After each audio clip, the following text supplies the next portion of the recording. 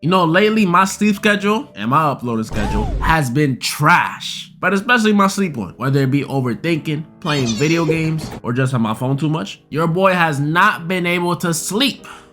And that's exactly what we'll be going over today. Today, ladies and gentlemen, we'll be getting to the bottom of it, and I'll be going over the top 10 things that keep me up at night. Starting with number 10, serial killers. Now, I don't know if it's because I've been watching murder docs lately, but one thing I've been thinking about is how many people around me could be serial killers on the low. Because it can really be anyone. I've said this a few times in my vids before, but what I find scarier than all these horror movie monsters, aliens, and demons is people. People are so unpredictable that it's frightening. You can have the chillest, most dope, most cool coworker on the planet, and even he might be one of those people who don't tip their waiters. Come on, y'all, at least $1. You just don't know what heinous things these people are actually out here doing. They could even be killing, especially in the United States, where according to statistics, in 2020, we had over 3,000 documented serial killers, and that was 2020. And I don't even know if that's counting the cool serial killers either. If you include those shiesty mask wearing, drill rapping thugs, the number's at least 10x. 3,000 plus serial killers is crazy. That means the US as a whole is just bad. But it's even worse if you live in one of them populated states with the big cities. If you live in New York, Cali, or Florida, chances are you probably driven by or walked by or even talked to a person who has done some bad stuff. If you live in Illinois or Michigan, with the major cities y'all got, you for sure know a serial killer, or at least a felon. But take for example a state like Texas, a city like Austin, Texas. Beautiful city,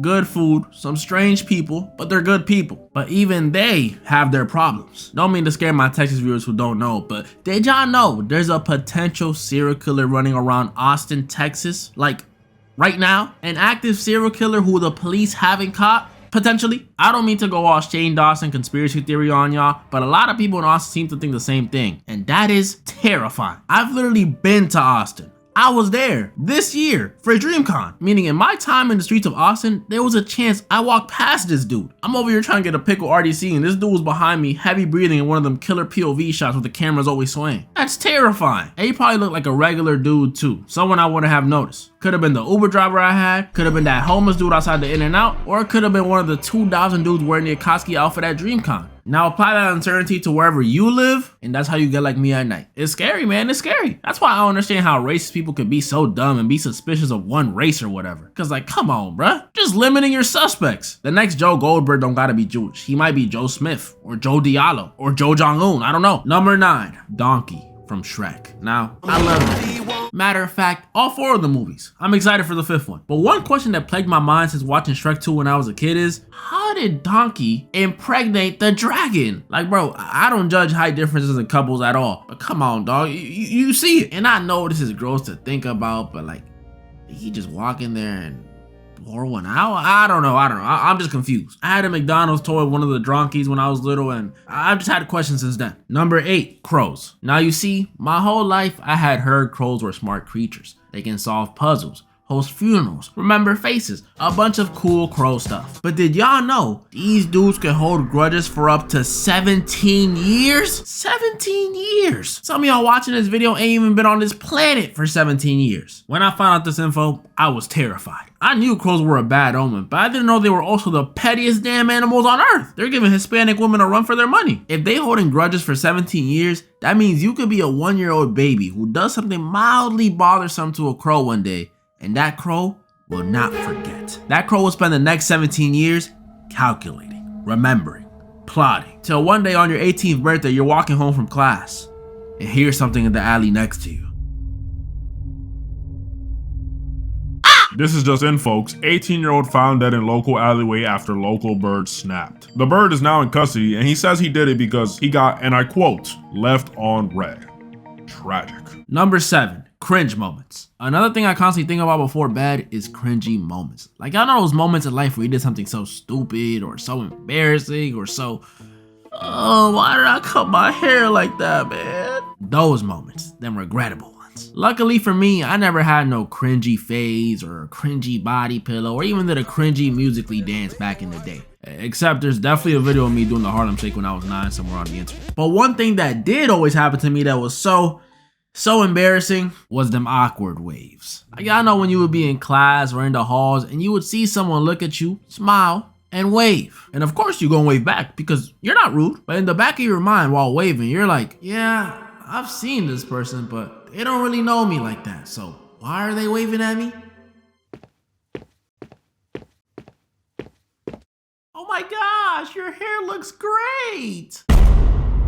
They were waving at someone behind you. This used to happen to me so many times, and every time it happened, it made me feel dumber and dumber. Cause I would never learn. I would just keep waving like everybody was my friend or something. I think about these moments all the time at night, and it's just, like, please, can y'all please tell me I'm not the only one that's done this? Number 6, North Sentinel Island. I just can't believe there's an island of people who are still in the stick and stones era, just living their lives. Like, bro, get with the times. These dudes are way behind. We built pyramids, had 2 world wars, and got Bronny in that mid with his dad before they even unlocked iron armor. Like, come on, y'all, grab some cobblestone. I know people don't blame them for being so aggressive towards outsiders because they're just being defensive and trying to preserve themselves. But no, I blame them. Like, sure, they don't deal with taxes, but they're stopping us from giving them access to the finer things in life. The smell of clean laundry, a good cheeseburger. Oh my goodness, they've never seen Dune. All because they don't want to catch the flu or malaria or something. Like, come on, y'all. Y'all ain't tired of eating berries and seagulls? I promise, losing what? 90% of your population, that'll feel like nothing once you take a bite of this cheeseburger. Number 5, I'm alive. Sometimes it just hits me that I'm alive. It's not even only before bed. Sometimes I'll just be walking or at the gym or biting into a chicken wing and I realize I'm here. It sounds stupid because like, yeah, no duh, I'm alive. But like, think about it. You're alive. You can touch, you can taste, you can see, you can hear, you can smell. And if you're watching this video and can't do any one of those things, well, you gotta be breathing somehow, so breathe. Everyone watching this, breathe.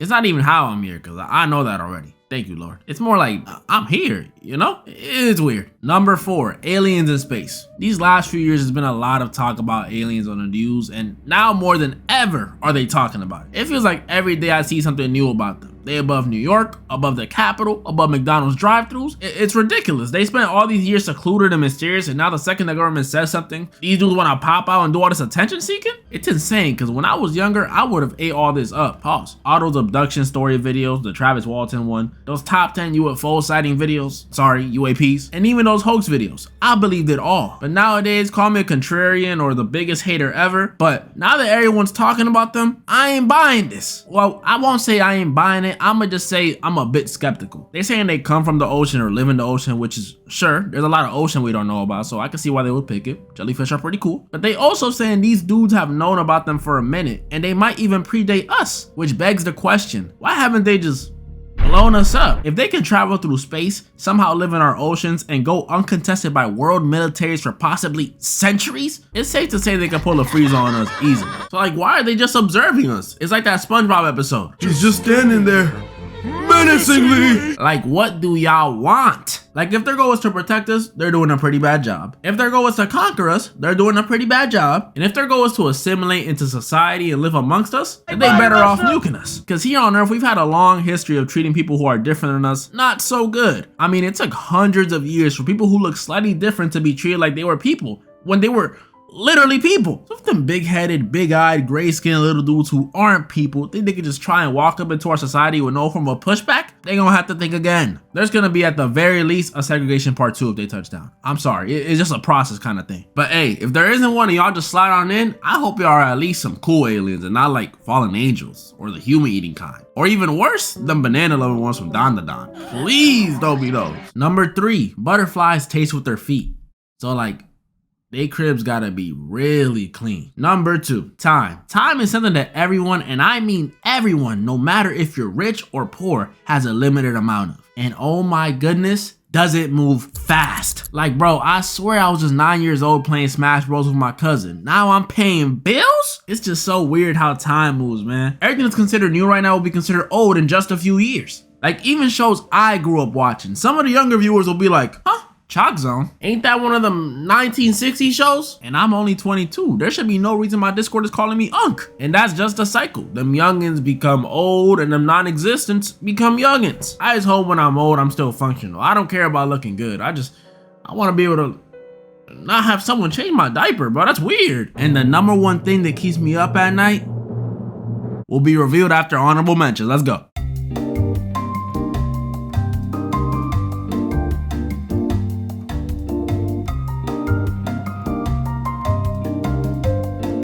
the number one thing that keeps me up at night is my phone.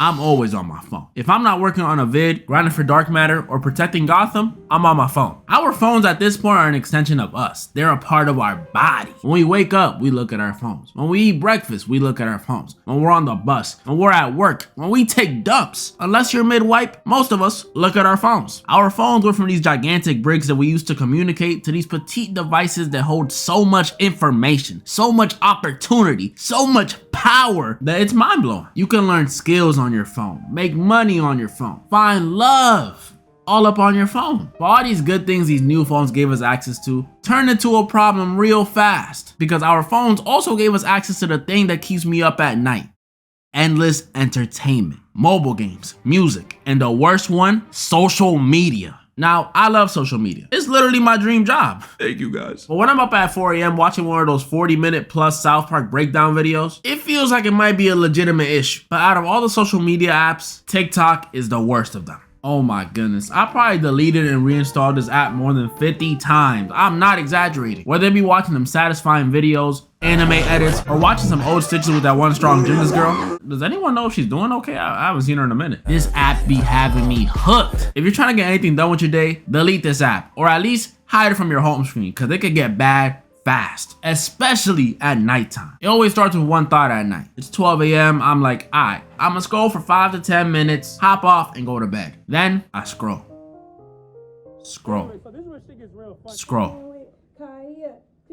And now it's 4:35 a.m. Like, what is happening? This is why I stay having to delete this app. This social media stuff just be a huge tool for procrastination. That's why I hope when you're watching my vids, I at least get a chuckle or a smirk or something out of you. At least then it'll be worth it. Just please don't be watching me at 4 a.m. Get some sleep. And speaking of things made in Asia, surprise, it's Christmas time. So I'm gonna be giving away 2 PS5s, one on my IG and one on my Discord. I'll give more details about the giveaways on each of the apps. So if you're interested or not, go follow the IG and join the Discord. And moral of the story? Break, now we need a break. Try to run away, try to get away. So it could be